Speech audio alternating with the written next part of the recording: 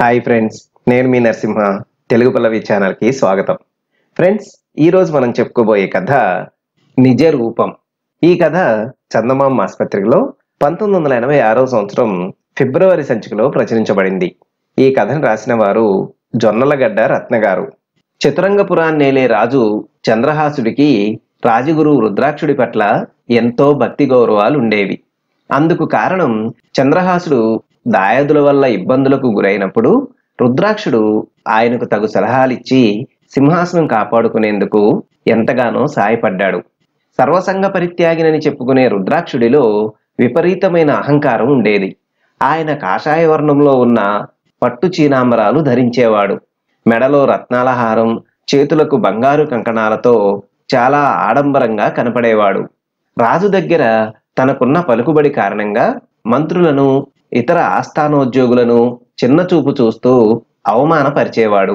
రుద్రాక్షుడు ఒకనాడు చంద్రహాసుడితో, రాజా, నీకు నా పట్ల ఉన్న భక్తి గౌరవాల సంగతి అందరూ ఎరిగినదే. కాని రాబోవు తరం వాళ్ళు కూడా ఆ సంగతి గుర్తుంచుకునేందుకు గాను నా శిలా విగ్రహాన్ని నగరంలోని 4 వీధులు కలిసే చోట ప్రతిష్ఠించు అన్నాడు. చంద్రహాసుడు అందుకు సరేనని మంత్రి మార్తాండుడికి రాజగురువు కోరిక గురించి చెప్పి, మీరు ముందుగా ప్రసిద్ధులైన శిల్పుల గురించి విచారించండి. వారిలో అత్యంత సమర్థుడైన శిల్పికే ఈ పని అప్పగించండి. అన్నింటికన్నా ముఖ్యం ఆ విగ్రహ ప్రతిష్ఠ రాబోయే ఆయన జన్మదినోత్సవం నాడు జరిగేలా చూడండి అన్నాడు. మార్తాండు ఆస్థాన చిత్రకారుడి చేత రుద్రాక్షుడి చిత్తరువు తయారు చేయించాడు. తర్వాత ఆ చిత్తరువును అవంతి నగరంలో ఉన్న మలహణాచారి అనే సుప్రసిద్ధ శిల్పికి పంపుతూ ఒక లేఖ జతపరిచాడు. ఆ లేఖలో ఆయన, ఈ చిత్తరువు చతురంగపురాన్నేలే చంద్రహాస మహారాజు గారి గురువులైన రుద్రాక్షుల వారిది. సాధ్యమైనంత త్వరగా విగ్రహాన్ని తయారు చేసి తీసుకురండి. శిల్పాన్ని తయారు చేసేటప్పుడు ఒక ముఖ్య విషయం గుర్తుంచుకోండి. రాజగురువు సర్వసంగ పరిత్యాగి అని తెలియపరిచాడు. రుద్రాక్షుడి జన్మదినోత్సవానికి కొంచెం ముందుగా మలహణాచారి విగ్రహాన్ని తయారు చేసి చతురంగపురానికి తీసుకువచ్చాడు.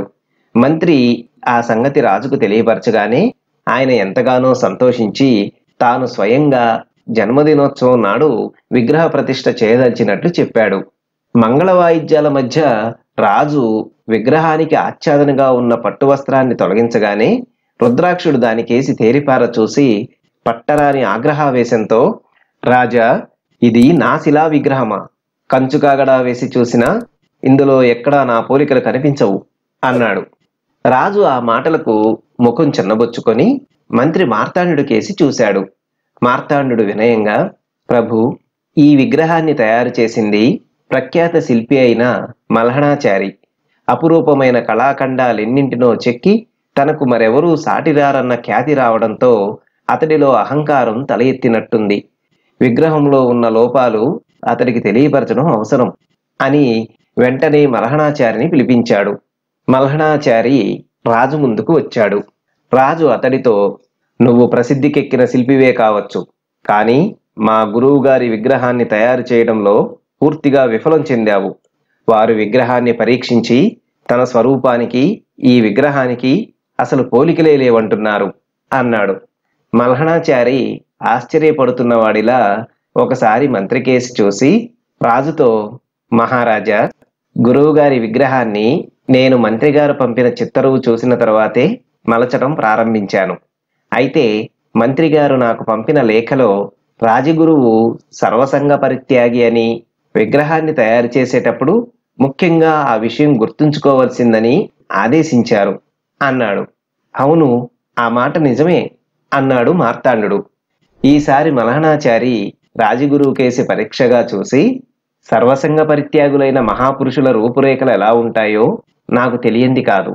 అందుకే విగ్రహం వదనంలో ప్రశాంతత, వస్త్రధారణలో నిరాడంబరత, మెడలో రుద్రాక్షమాలలు, చేతిలో దండకమండలాలు వంటి మార్పులు అవసరం అని భావించి అలా తయారు చేశాను. ఇందుకు మన్నించ కోరతాను. అతి త్వరలో మంత్రిగారు పంపిన చిత్తరువులో ఉన్న విధంగా మరొక విగ్రహాన్ని తయారు చేసి సమర్పించగలను అన్నాడు. అలాగే చెయ్యి, కానీ పని మాత్రం చాలా త్వరగా పూర్తి కావాలి అన్నాడు రాజు. మల్హనాచారి రాజుకు నమస్కరించి వెళ్ళబోతుండగా రుద్రాక్షుడు అతన్ని ఆపి రాజుతో, ఆ విగ్రహంలో ఎలాంటి మార్పు అవసరం లేదు, అంతేకాదు దాన్ని ఇంత ఆర్భాటంగా నగర మధ్యంలో ప్రతిష్ఠించవలసిన అవసరం కూడా లేదు అన్నాడు. ఆ మాటలకు అందరూ ఆశ్చర్యపోతూ చూసేంతలో రుద్రాక్షుడు, చంద్రహాస, అలౌకిక విషయాల్లో నేను ఏదో కొంత జ్ఞాన సముపార్జన చేశాను. అలాంటి నేను లౌకిక విషయాల్లో అవసరానికి మించిన జోక్యం కల్పించుకుంటూ చాలా మందికి బాధ కలిగించాను. అందువల్ల నా నిజరూపం మరుగున పడిపోయింది. ఆ సంగతి మీలో చాలా మంది గుర్తించే ఉంటారు, అవునా అన్నాడు. ఆ ప్రశ్నకు ఎవ్వరూ వెంటనే జవాబు ఇవ్వలేదు. కొంతసేపటికి రుద్రాక్షుడు మందహాసం చేసి, మంత్రి మార్తాండు శిల్పి మల్హనాచారి ద్వారా మరుగైపోయిన నా నిజరూపాన్ని వెలికితీసి నాకు ఎంతో మహోపకారం చేశాడు. ఆయన వంటి సమర్థులైన మంత్రులు, ఇతర రాజోద్యోగులు నీకు సహాయంగా ఉండగా నా అవసరం ఇక ఈ రాజ్యానికి లేదు.